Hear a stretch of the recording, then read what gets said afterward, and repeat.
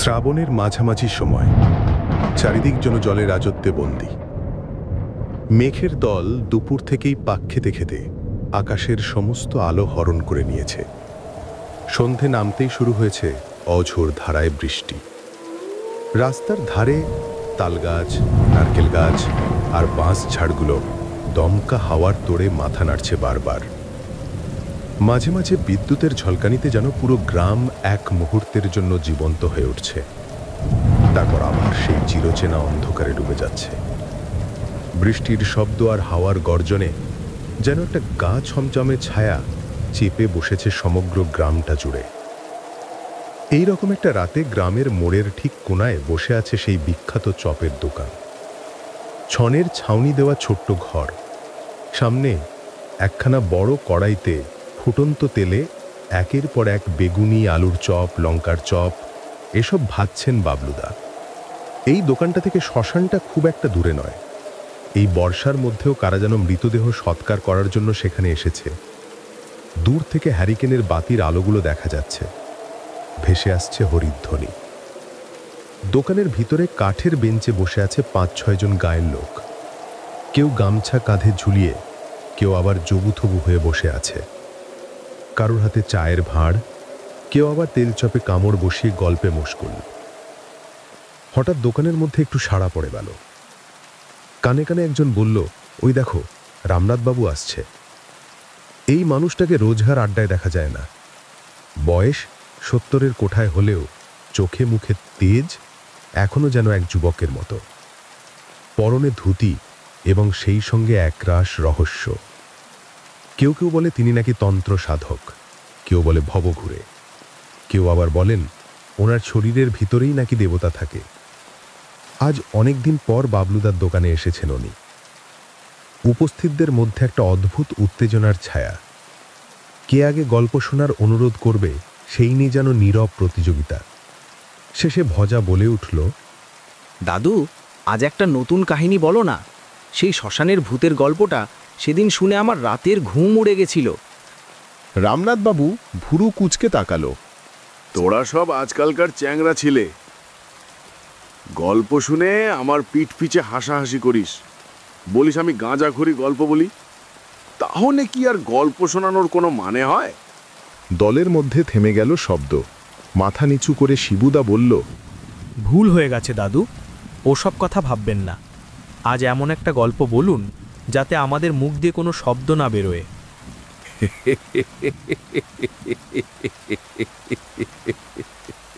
ছোট বাচ্চারা যখন ভুল করে তখন তো বুড়োদের ক্ষমা করে দিতেই হয়। তবে শোন, আজ তোদের একটা ঘটনা বলছি, মন দিয়ে শুনবি। কেউ যদি মাঝপথে প্রশ্ন করিস তবে আমি কিন্তু গল্প থামিয়ে দেব। এই ঘটনাটা প্রায় ৩০ বছর আগের। সেবার আমি ৬ মাস ধরে গঙ্গার তীর ঘেঁষে ঘেঁষে ঘুরে তন্ত্র সাধনা করছিলাম। কোনো গ্রাম, কোনো শ্মশান বাদ দিইনি। এক সাধুর সংস্পর্শে এসে আমি কিছু বিদ্যা শিখেছিলাম। সেই সময় আমি তখন ওই গ্রামে আসিনি। আমার একটু জমি জমা ছিল, আর ছিল একটা বড় পুকুর। সেই পুকুরে ল্যাটা, শোল, রুইয়ের আমদানি ভালোই ছিল। আমি তন্ত্র সাধনায় গেলেও আমি সাংসারিক রস ত্যাগ করিনি কখনো। আমি তখনও মাছ মাংস সবই খেতাম, ঠিক আগের মতোই। দীর্ঘ ৬ মাস এখানে ওখানে কাটিয়ে বাড়ি ফিরে আসার পর একদিন দুপুরবেলা একটা ছিপ আর মাছ ধরার বাক্স নিয়ে চলে গেলাম পদ্ম পুকুরে। রাস্তায় যেতে যেতে হঠাৎ দেখা হয়ে গেল আমার ছোটবেলার বন্ধু বিজয় গুপ্তের সঙ্গে। ওর বাড়িতে তখন জমজমাট মাটির ব্যবসা। মাটির মানে ওই মাটির ঠাকুর, ঘটি, বাটি, থালা, চায়ের কাপ ইত্যাদি। আমি হাসি মুখে এগিয়ে গিয়ে দেখলাম ওর চোখে মুখে এক অদ্ভুত অন্যমনস্কতা, যেন অনেক দূরে কোথাও মন চলে গেছে। ও হঠাৎ চমকে উঠে বলল, কে? ও রামনাথ, তুই কোথায় ছিলে এতদিন? শুনলাম বৈরাগ্য নিয়েছিস, তা হঠাৎ এ পথে আসার কারণ? সে আমার কথা ছাড়। তা তুই তো বেশ হাসি খুশি একটা মানুষ ছিলি। আজ তোর মুখে অদ্ভুত এক ছায়া দেখছি কেন রে বিজয়? কোনো দুশ্চিন্তা? আমার প্রশ্নটা শুনে বিজয় কিছুক্ষণ চুপ করে রইল। তারপর বিজয় বলল, বাবার শরীরটা অনেক দিন ধরেই ভালো যাচ্ছে না রে। ব্যবসা তো বড্ড মন্দা। বিশেষ করে এই বছর যে কটা কাঁচা মাটির জিনিসপত্র বানানো হয়েছিল, মানে ওই মূর্তি, বাটি, কাপ, সবই ভিজে গিয়ে একেবারে নষ্ট হয়ে গিয়েছে। কিছুই বুঝতে পারছি না, সব খারাপ জিনিস একসঙ্গে কেন ভর করেছে আমাদের ঘাড়ে। তবে সবচেয়ে অদ্ভুত ব্যাপারটা তো এখনো বলিনি তোকে। সপ্তাহখানেক আগে এক ভোরবেলার কথা।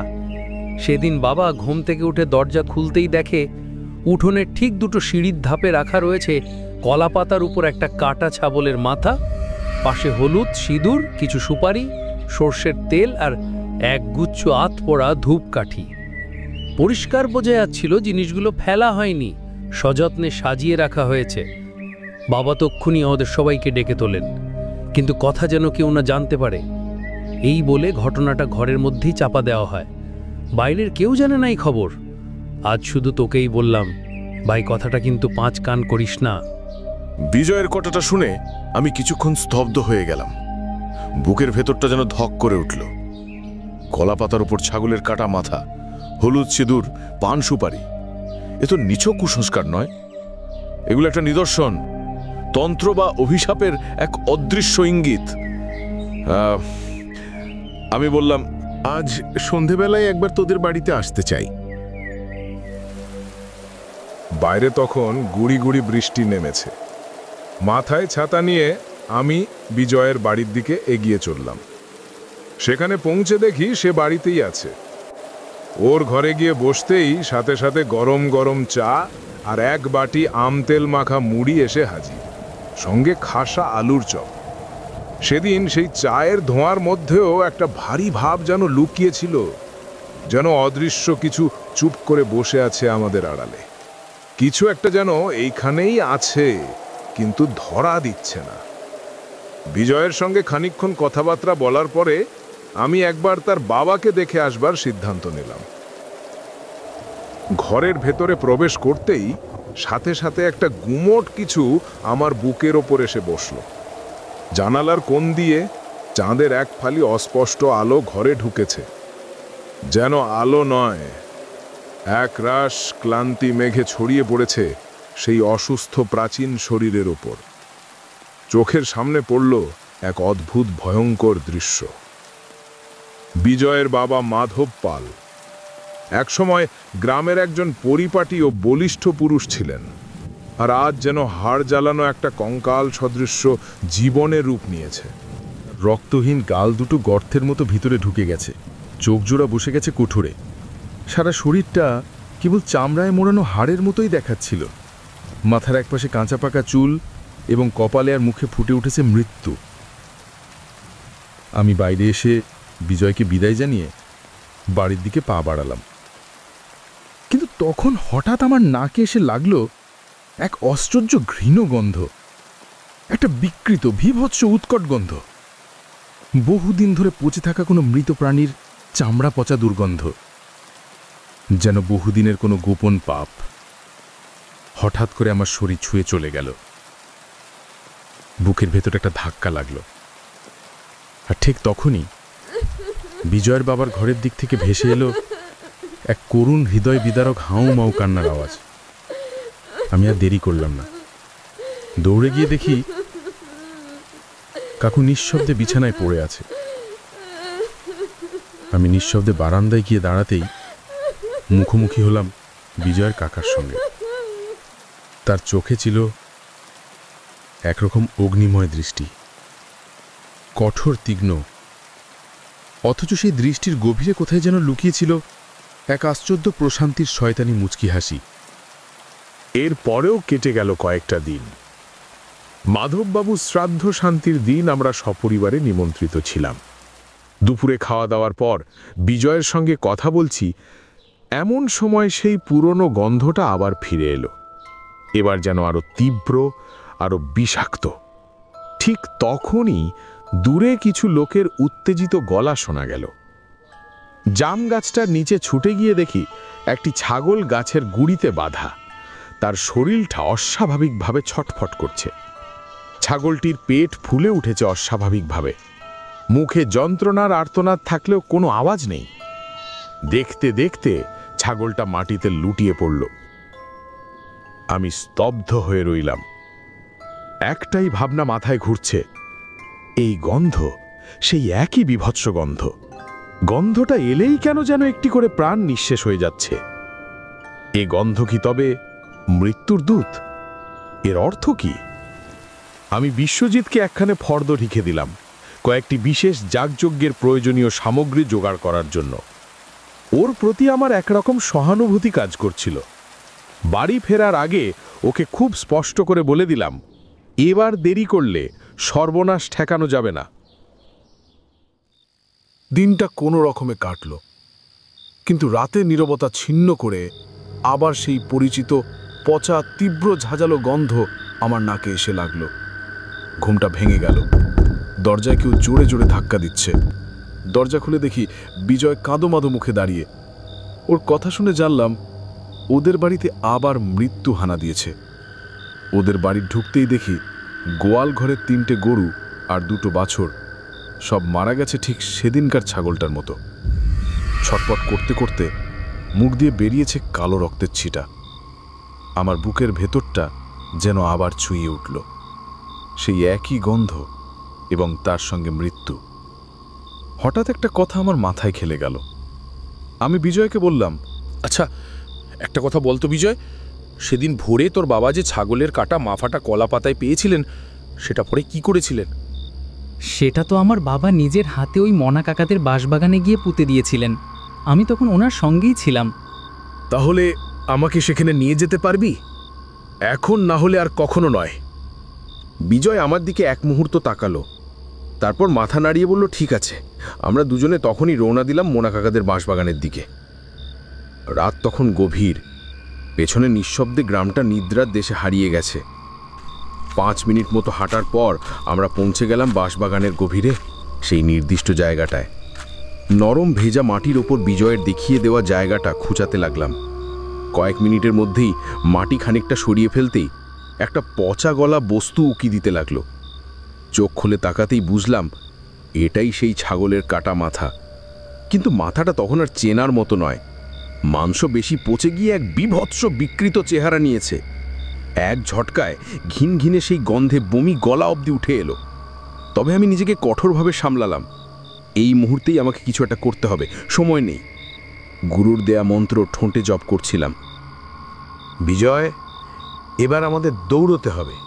কিছু দেখলে থামবি না, সাহস করে বুক চিদিয়ে চল। আমি তো আছি, আমাদের ক্ষতি করতে পারবে না কিছু। কিছু দেখলে থামবি না। কথাটা বলার শেষ হতেই বাঁশঝাড়ের মাথায় সশব্দে পাতাগুলো নড়ে উঠল। একটা চিলচিল শব্দ উঠল, যেন কেউ মাথার ওপর দিয়ে দ্রুত গতিতে সরে গেল এপাশ থেকে ওপাশে। আমি আমার গেঞ্জিটা খুলে ছাগলের বিকৃত মুন্ডুটা শক্ত করে পেঁচিয়ে বেঁধে নিলাম। এক জঘন্য কাজ, কিন্তু এটা আমাকে করতেই হবে। এরপর শুরু হলো জীবনের সবচেয়ে ভয়ানক দৌড়। আমরা দুজন প্রাণপণে দৌড়াচ্ছি অন্ধকারের ভিতর দিয়ে। বনের রাস্তা, কাদা মাটি, ভেজা ঘাস, কিছুই আমাদের থামাতে পারছে না। পিছনে যেন কোনো ছায়া ধাওয়া করছে। হাঁপাতে হাঁপাতে অবশেষে বিজয়ের বাড়ি পৌঁছে গেলাম। আর দেরি করলে চলবে না, এক্ষুনি আমাকে যজ্ঞে বসতে হবে। সৌভাগ্যক্রমে বাড়িতে ছিল শুকনো বেলগাছের ডাল, ঘি, সাদা বালি আর যা যা প্রয়োজন।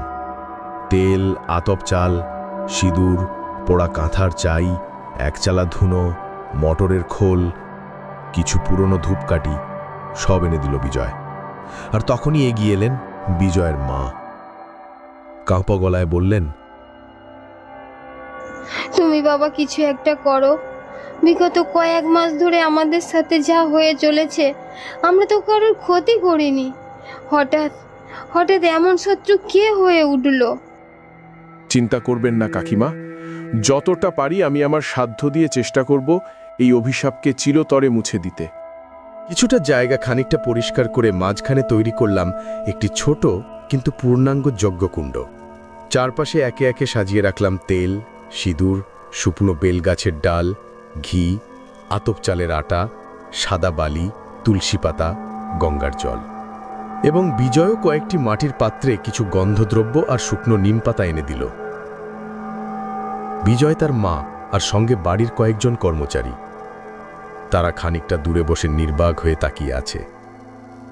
তাদের চোখে আতঙ্ক আর একরাশ উদ্বেগ। আমি আগুন ধরালাম। প্রথমে আহুতি দিলাম ঘিয়ের সঙ্গে সিঁদুর মেশানো আটা, তারপর বেল গাছের শুকনো ডাল।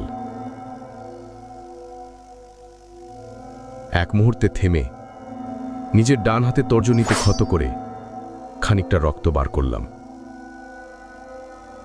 তারপর সেই রক্ত মিশিয়ে দিলাম আহুতি হিসেবে।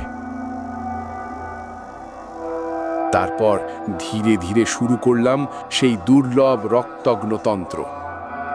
প্রথমে ধীরে, তারপর যেন মন্ত্র নিজের গতিতে দৌড়তে শুরু করলো। হঠাৎ ছায়ার মতো কিছুর উপস্থিতি যেন ঘরের চারপাশে ঘুরছে। একবার যেন ঘরের ভেতর থেকে শব্দ আসছে, অস্বাভাবিক রকমের।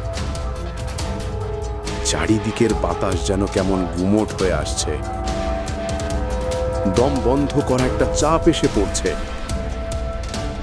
আমার গায়ের গেঞ্জির ভেতরে জড়িয়ে রাখা সেই পচা ছাগলের মাথাটা বের করলাম।